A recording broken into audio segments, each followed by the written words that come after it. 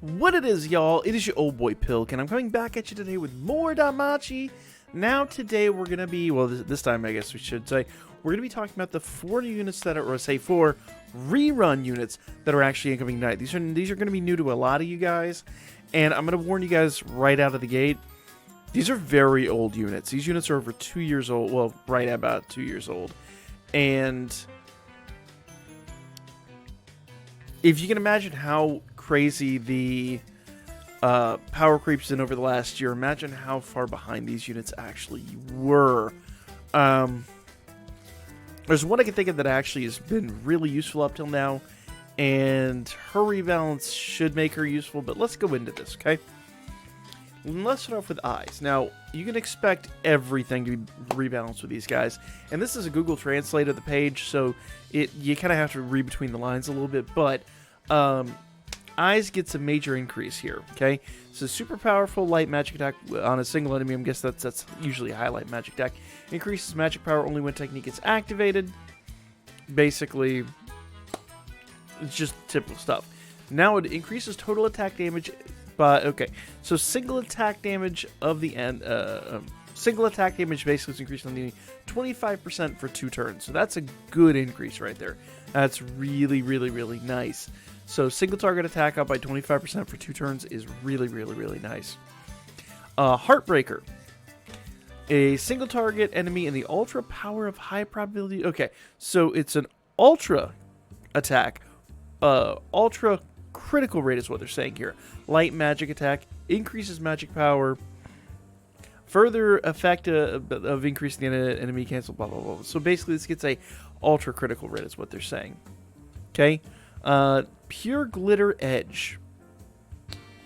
Pure Glitter Edge. And so basically the top one is her SA, so it'll add that 25% single target attack damage. This is her first skill. Second skill right here, Pure Glitter Edge. Doesn't look like MP was adjusted on any of these. I take it back, Heartbreaker is up to 50 MP now. But says this is gonna be powerful light magic because it says highlight magic attack on a single enemy, increases magic only when the technique is activated, of course. Increases all allies' light attack damage by 35%.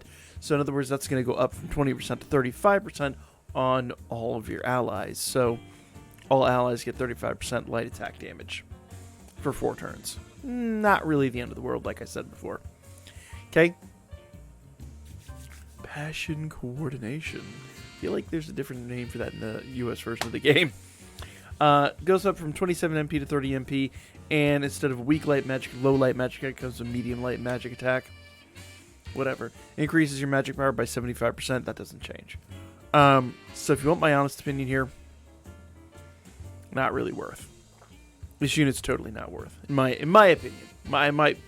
You might differentiate in the comments section, but I really don't think that is going to be enough to make her worthwhile, in my opinion. Okay, so eye opening is increased magic power to 30%, up from 15% before, and rigid body is up to 15% increase in durability, agility, and dex, where it was 10% before. The numbers is where it really matters here. So HP is 3717. That's a huge increase over last time. MP is 3661. Power is 387. Remember, she's magic. Magic attack is 1893. So good numbers altogether, but I don't think with her skills, I really don't think it makes her worthwhile. Ryu. Once again, her SA, super physical attack, and they add the increase all allies. This is power and ground attack damage. I'm gonna guess that's strength and earth attack damage by 70% for, it says, another turn. I'm gonna guess that is gonna be, does that really increase strength and earth by 70%? I'm gonna guess that's for 1 turn. So that's a good addition there, actually. She gets really good. We'll have to see if that's actually how it translates out. Maybe that's for 2 turns. It'd be great if it's for 2 turns. So I'm guessing it would say 2 turns. So I'm going to guess that's going to be earth and strength 70% if I'm reading this right. That's wild. That's a really good adjustment on her. Maybe I underestimated her a little bit. Orage Veil. Let's see here. So, a quick medium-powered physical attack. So, it was a medium attack before they add the quick to it, so it's a fast attack. Increases power only, blah, blah, blah. Reduces all enemies' physical and earth resistance by 25%, up from 15% for 3 turns. So, that's a really good... So she gets a good adjustment. She gets a really good adjustment. Okay? Chakran Shalante. I'm butchering that. The hell out of that. Skill 2. Goes up from 29 MP to 36 MP. The other one goes from 33 to 38. Becomes a super powerful physical attack on all enemies. So basically that's all it gets. Instead of being a high attack, it's a super attack now. I'm not even going to try to pronounce this one. Before it was 45 MP, it's now 55 MP cost. Ultra high counter rate. And physical attack on all enemies.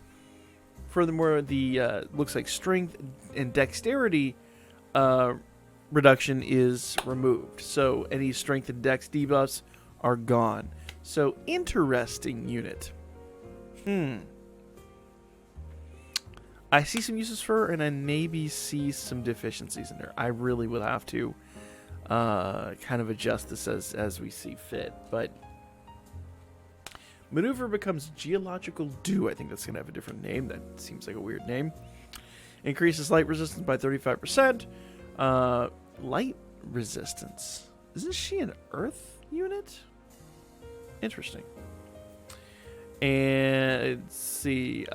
During normal attacks, basically a single enemy is physically attacked by her. So adds earth attribute to all attacks, pretty much.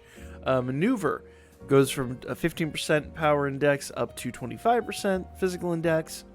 And Hunter was 15% agility, now is 25% agility. So that you got right there. Here are her numbers. So max HP is 3755. Like I said, that's kind of my threshold for like the start of an okay character. Maximum MP is a little on the deficient side. 274, probably not the best. Power up to 1947. That's actually really good. That's going to be a triple S stat.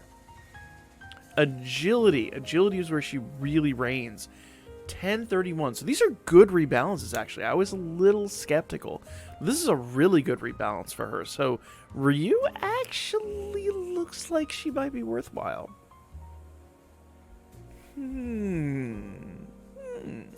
Now Hestia. Okay. Now, worth note, we'll just look down here starting, because when you max level break her, you know she's going to have these stats. So critical and penetration rate and counter rate of all enemies reduced by 15%. So, and increases magic resistance of all allies by 15%. Ooh, that's nice. Goes down to 10% when she's not maximum broken, at 5% when she's not level 60. But if you're going to use her, you need her after level 60. There's no question about that. So that's pretty good. It's not the greatest thing ever, but that's really good. That's going to be great for Wargame, actually. Especially the magic resistance, because you guys know those magic rush teams can wreck the you know what out of you. Great skill. Great skill. And Ina. Now, Ina was really interesting before. So, reduces light resistance and earth resistance of all enemies by 7%. Increases attack damage of all allies by light and earth by 15%. That goes 10% now instead of 7%. Now, not the end of the world, but if you used her before, you know, like I've used her in the past, that 5% and 10% buff was really nice. Now it's 7%, 10%, and then 10% and 15%. So not the end of the world adjustment for her. I really would have loved to see that become a 20% buff, but so Ina did not get the buff that I would really have preferred. I really feel like the two I didn't expect to get real big buffs, Ryu and Hestia, actually. So I really expected a little bit more out of Ina, to be honest. and I didn't know what to expect out of Eyes, but I really feel like, if you want my honest opinion, if you insist on summoning on these banners, Hestia and Ryu are going to be great. I really feel like bang for your buck, Hestia is going to be better. But once again, I do want to warn you guys to save. We've had Earth units, we've had Light units, you've had every opportunity. This is a rerun, like basically a second chance if you want to buff those teams. But if I'm honest, start saving. Because you guys know when the collabs drop and all that, they're going to work on new elements. There's going to be different things going on. It's going to be more worth your while probably to save and to wait. So that being said, don't forget, tomorrow is kicking off Familia Royale. So get ready for that, guys. I'll have the video for part 1 of Familia Royale dropping in the morning. For now, that is going to be this video. Like, comment, and share. Let me know if you think I'm wrong. But I kind of feel like these two are the better of the two. My opinion. Let me know what you guys think. I'll catch you all on the next one.